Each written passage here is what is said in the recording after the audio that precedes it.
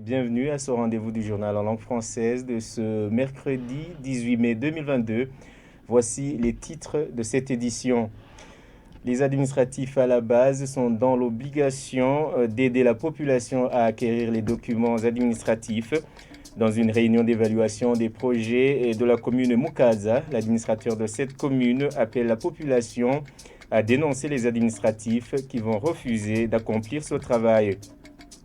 Les travaux de pavage dans la zone Bouyenzi, en mairie de Bujumbura, ont été accueillis favorablement par la population de cette zone, mais cette dernière demande qu'ils soient repris après leur arrêt suite au manque de carburant pour les machines.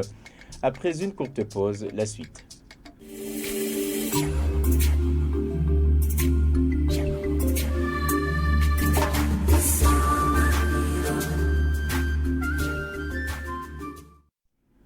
Rebonsoir. Le ministre en charge de la sécurité publique rassure que les présumés auteurs du braquage à main armée, où environ 200 millions de francs burundais ont été dérobés en mairie de Bujumbura, sont sur le point d'être appréhendés au sortir d'une réunion à l'endroit des cadres de la police de la région ouest. Ce mardi, Javen de la Koroucha dit s'appuyer sur des données issues des enquêtes menées sur ce dossier. Suivez-le, il est traduit en français par Jean de Dieu Ilakote.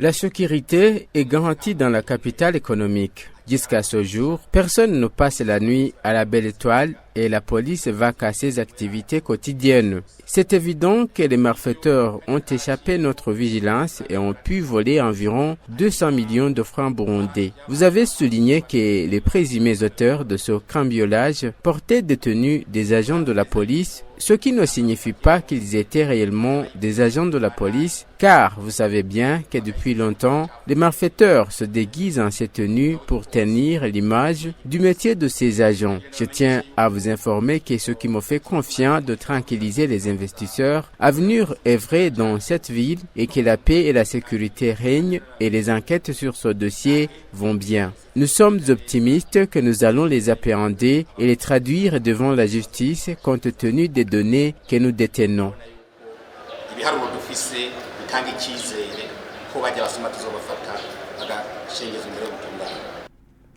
Gouvernance à présent, les administratifs à la base doivent aider leurs dirigés dans la recherche des documents administratifs, notamment la carte nationale d'identité. L'appel a été lancé par l'administrateur de la commune Mukaza dans une réunion d'évaluation de la mise en application des projets communaux. Pour Renova Sindayehebura, les gens ne doivent plus perdre leur temps à la quête de certains services alors que les élus locaux doivent s'en occuper. Et suivez-le.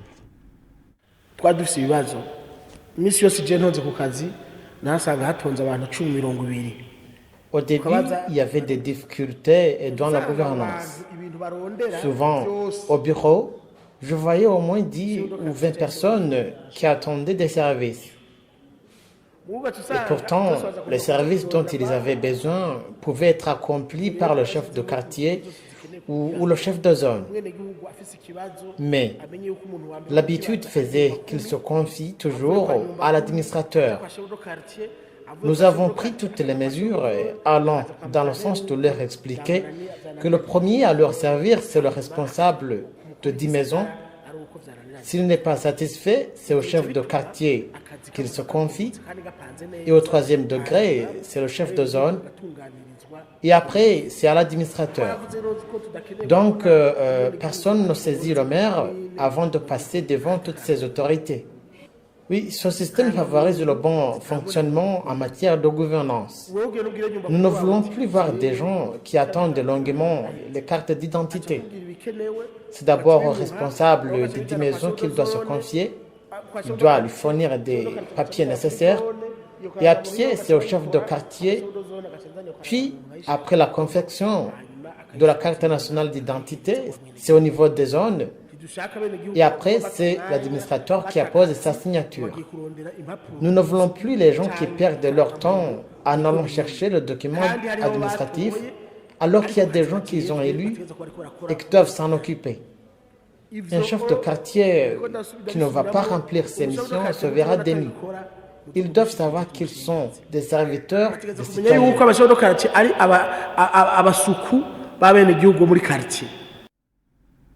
C'était l'administrateur de la commune Mukaza en mairie de Bujumbura. Il était traduit en français par Aubin Nyonghuru. Page infrastructure à présent, certains habitants de la zone Gihosha apprécient les travaux de bouchage d'Eni dans le quartier Muyaga. Ils demandent toutefois aux autorités habilitées de trouver une solution au problème de canalisation qui s'observe dans certains endroits de ce quartier. Reportage signé Nicole Ninina-Hazou. Ces bruits que vous entendez proviennent des machines de construction qui sont en train de servir à la réhabilitation de la route située au quartier Muyaga dans la zone Gihosha. Ces travaux de bouchage des nids de poules qui ont débuté ce lundi viennent à point nommé, comme l'indiquent ces citadins qui avaient déjà été témoins des accidents dus au mauvais état de cette route. Les travaux de bouchage ont commencé ce lundi. Avant, la route était presque impraticable. On remercie beaucoup l'administration pour ces travaux. Le mauvais état de ces caniveaux causait beaucoup d'accidents. Par exemple, j'ai personnellement été témoin de 3 accidents près du kiosque El Shaddai, mais aujourd'hui les véhicules passent sans problème.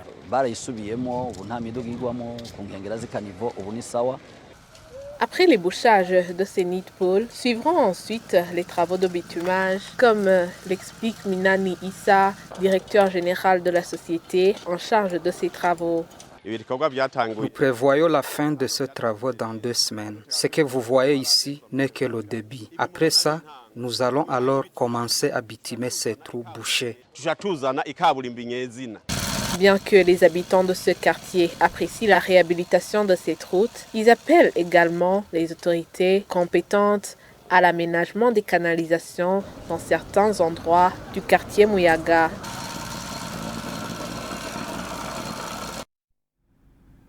Toujours dans la même rubrique, les travaux préliminaires d'aménagement de certaines avenues en zone Bouyenzi de la mairie de Bujumbura avant la pose des pavés sont en cours. Certains habitants qui se sont entretenus avec la télévision Isanganiro disent apprécier ces travaux. Ils indiquent par contre que ces travaux ont accusé un retard et demandent aux autorités habilitées de les accélérer. Vanilla Douchime a fait ce reportage. Nous sommes dans la zone de Bouyenzi, à mairie de Bujumbura, où les travaux d'aménagement de certaines avenues comme la 16e, 19e, 22e et 24e avenue, où on va poser les pavés, sont en cours. Certains habitants qui se sont entretenus avec la télévision Isanganiro disent se réjouir de cette activité de poser les pavés, parce que ça va aboutir au développement. Vraiment, c'est le développement de nous tous et ce développement conduit à un bon avenir de nos enfants qui sont le Burundi de demain. Ils vont dire que leurs parents ont fait cela parce que c'est notre développement. Vous voyez tout cela au 24e avenue, même dans les autres avenues. Nous sommes tous ravis de ces activités. Les habitants se réjouissent de ces travaux de poser des pavés. Comme l'indiquent ces habitants, les défis ne manquent pas.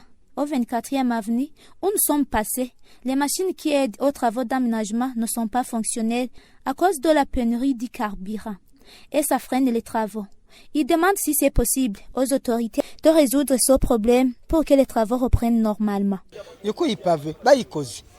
Exactement, si on pose les pavés, le chômage va diminuer. Regardez toutes ces personnes, ils n'ont pas de travail parce que les routes sont barrées, les voitures ne passent pas.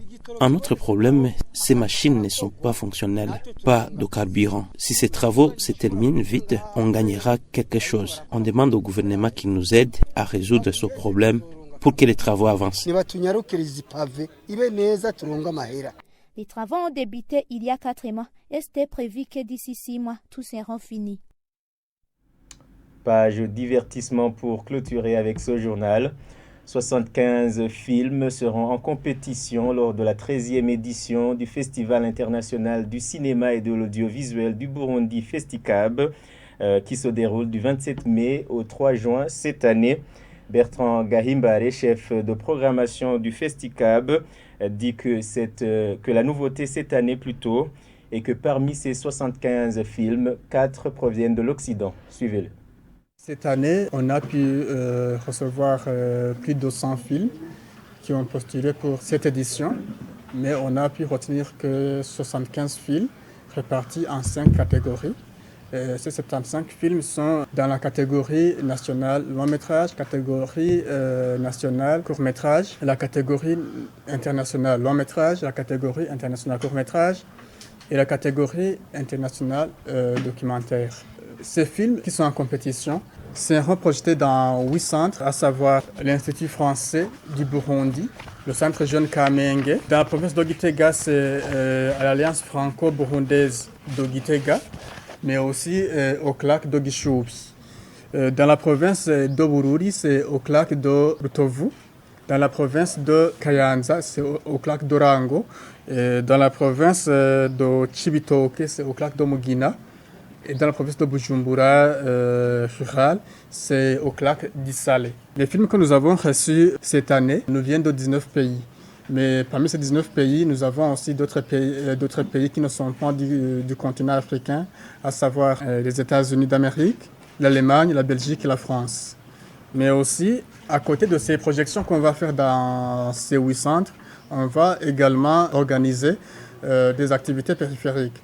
Cette année, on a pensé d'organiser un masterclass sur l'éclairage au cinéma, une activité organisée en partenariat avec le Coprodac, mais aussi on va organiser une rencontre avec les professionnels du secteur du cinéma. On va également organiser une formation de 3 jours sur la conception d'un documentaire, l'écriture, le développement et la production. Eh bien, c'est par ici que nous mettons un point final à ce journal. Merci pour votre aimable attention. Merci à l'équipe de la rédaction télévision de m'avoir aidé à présenter ce journal. Merci également à l'équipe technique. Bonne suite des programmes sur la télévision Isangani.